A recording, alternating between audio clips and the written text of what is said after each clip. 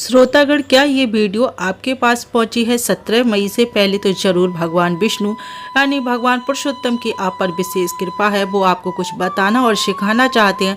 आपके बहुत कार्य रुके हुए हैं जो अभी तक संपन्न नहीं हुए और आपके हर कार्य में बाधा आ रही है। तो इस मंथ में कार्य पूजा विधि दान पुण्य करने से हर कार्य सिद्ध होता है। ऐसा पुरुषोत्तम मास में भगवान विष्णु ने बताया है कि ये समय बहुत ही शुभ और दान पुण्य वाला होता है। इसमें हर दान पुण्य का बहुत ही ज़्यादा फल मिलता है। चलिए जानते हैं इसे पुरुषोत्तम मास क्यों कहा जाता है, स्कंद पुराण में इसके लिए इतना विशेष क्यों माना जाता है। चलिए जानते हैं कि ये पुरुषोत्तम मास कहाँ से शुरू हुआ और इसे मल मास क्यों कहते हैं। क्या हुआ था, एक बार भगवान विष्णु ने हिरण्यकश्यप को मारने के लिए नरसिंह का अवतार लिया था, जिससे प्रहलाद की रक्षा की थी। वो सभी आप लोग जानते हैं, फिर भी मैं छोटे सूक्ष्म रूप से आपको बता देती हूँ। तो उस समय हिरण्यकश्यप ने कहा, न जल से मरूं, न थल से मरूं, न वायु से, न अग्नि से, न दिन में, न रात में, न 12 महीनों में। तो वही बात आती है, उस 12 महीने के लिए भगवान विष्णु ने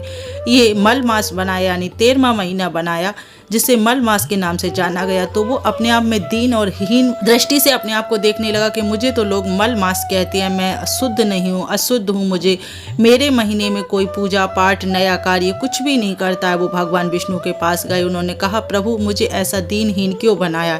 तब भगवान विष्णु ने उसकी विनम्र प्रार्थना सुनकर उसके लिए कहा कि मैं तुम्हारे लिए अपना नाम देता हूँ, जिससे तुम पुरुषोत्तम मास के नाम से जाने जाओगे और इसमें सभी लोग मेरी पूजा पाठ करेंगे। और मैं उन 12 महीनों में जिनके कार्य सिद्ध नहीं होंगे, जिनकी मनोकामना पूर्ण नहीं होगी, इस महीने में जो भी दान पुण्य पूजा पाठ कोई भी नियम अगर वो बना लेते हैं तो उसका फल दोगुना चौगुना यानी करोड़ों गुना मिलेगा। तो इसलिए पुरुषोत्तम मास इन 12 महीनों में से विशेष माना जाता है। इन वर्ष के बाद पुरुषोत्तम मास आता है यानी मल मास आता है, तो इसलिए इसकी विशेष महिमा है।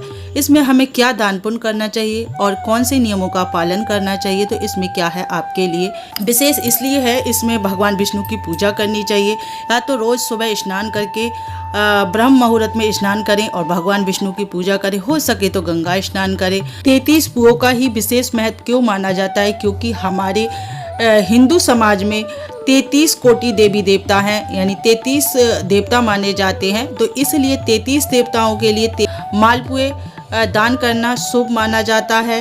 33 पान को दान करना भी शुभ माना जाता है, जिसका फल भी बहुत विशेष होता है। आप इनमें से कुछ भी कर सकते हैं दान। 33 पुआ को भी दान कर सकते हैं, मालपुआ किसी गरीब व्यक्ति को दे दें या फिर मंदिर में जाकर दान करें, तो ये दान करना बहुत ही शुभ माना जाता है, क्योंकि इससे पितरों को शांति मिलती है। पितर जो परेशान करते हैं, पितरों की शांति नहीं होती है, तो भगवान विष्णु की वजह से उन्हें भगवान विष्णु आशीर्वाद देते हैं और पितर शांत होते हैं, उनके लिए प्रसन्नता मिलती है। तो इसलिए पुए का दान विशेष माना गया है। पान का भी विशेष अपना महत्व है, तो 33 पानों का दान करना भी विशेष है।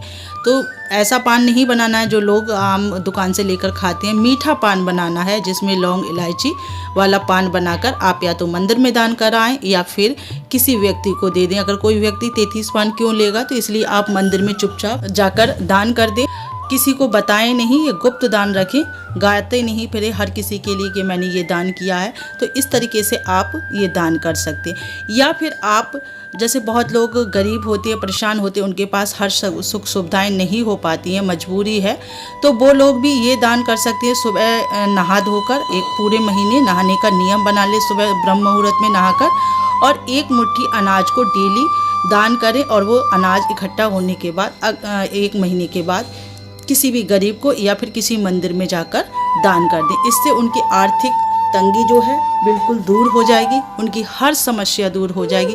ये 100% गारंटीड उपाय है, तो जरूर कर लीजिए। इससे कोई सा भी उपाय आप इस पुरुषोत्तम मास में एक नियम बना लीजिए, तो आप कर लीजिएगा। तो इससे आपकी हर आर्थिक स्थिति या तंगी या किसी भी प्रकार से आप परेशान हैं, तो ये उपाय ज़रूर कर लीजिए। दीप दान करना ये भी बहुत विशेष माना जाता है, तो आप किसी विशेष तिथियों में दान कर सकते हैं दीप दान का, या फिर एकादशी जैसी, एकादशी, द्वादशी, तेरस जैसी तिथियों में, जो महीने में 2 बार एकादशी आएगी, 2 बार तेरस, चौदस ये आती हैं, तो इन तिथियों में आप दान कर सकते हैं।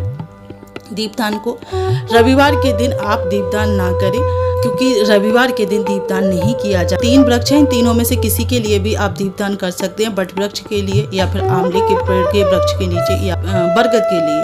अगर तीनों में से कोई ना हो तो आप बेलपत्री के लिए भी दीपदान कर सकते हैं। प्रतिदिन दीपदान करें, रविवार के दिन दीपदान ना करें। या फिर जितने भी हमने नियम बताए हैं इन सभी को कर सकते हैं अगर सुविधा है तो, और नहीं है तो कोई एक जरूर बना लीजिए, जिससे आपके भाग्योदय हो सकते हैं, आपकी बंद किस्मत का ताला खुल सकता है। तो भगवान विष्णु सभी चीज़ों के दाता हैं, उनसे ही सुख, वैभव, धन्य धान जो भी संसार में पालन पोषण करते हैं वो भगवान विष्णु ही करते हैं। तो इसलिए उनको प्रसन्न करने के ये सबसे सरल और आसान तरीका है। इस महीने वो बहुत जल्दी प्रसन्न हो जाते हैं। जो 12 महीने में कार्य सिद्ध नहीं हो सकता वो कार्य ये एक 13वें महीने में 3 साल बाद जो सहयोग से ये महीना आता है, इसमें आप करके अपनी कृपा दृष्टि भगवान की पा सकते हैं। और हमेशा आप पर भगवान विष्णु या श्री हरि की कृपा बनी रहे। तो कमेंट में जय श्री हरि या हर हर महादेव अवश्य लिखें।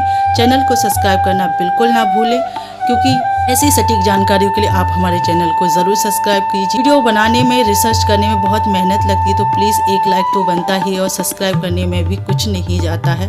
भगवान के नाम पर ही कुछ थोड़ा बहुत कर लेना ही उत्तम होता है। या फिर आप महादेव के मंदिर जाने का भी नियम बना सकते हैं। इसमें महादेव का भी विशेष महत्व है। शिव जी के मंदिर में जाकर भी आप पूजा कर सकते हैं। यदि प्रतिदिन जाते हैं तो ठीक है, हर महीने जाते हैं।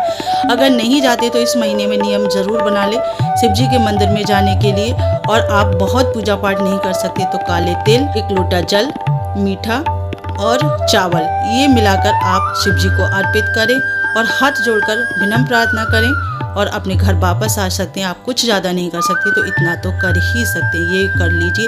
क्योंकि क्या है, किसी भी तरह की बाधा हो, किसी भी तरह का आपको संकट हो, किसी भी तरह का दुख हो, भगवान महादेव जो बहुत ही भोलेनाथ है, बहुत ही दयालु और कृपालु हैं, वो बहुत जल्दी हर बाधा को दूर करने में सक्षम है। उनके लिए कोई राहु केतु कोई बड़ी बात नहीं, वो सबके लिए सक्षम है। और जो कोई नहीं कर सकता वो महादेव कर सकते हैं। तो आप ये नियम बना सकते। वीडियो की जानकारी अगर अच्छी लगी हो तो कमेंट में हर हर महादेव अवश्य लिखें। फिर मिलते हैं नेक्स्ट वीडियो।